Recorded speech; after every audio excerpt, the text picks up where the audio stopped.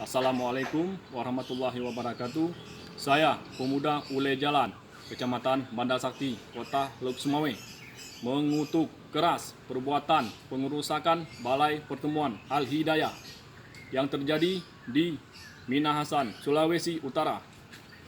Menghimbau kepada seluruh masyarakat jangan mudah terprovokasi oleh berita hoaks.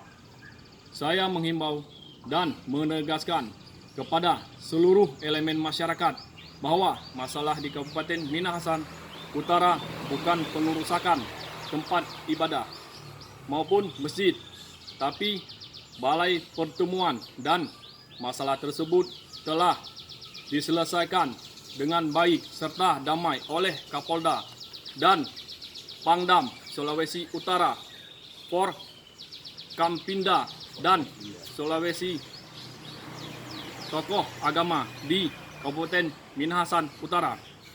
Sekian dan terima kasih. Wassalamualaikum warahmatullahi wabarakatuh.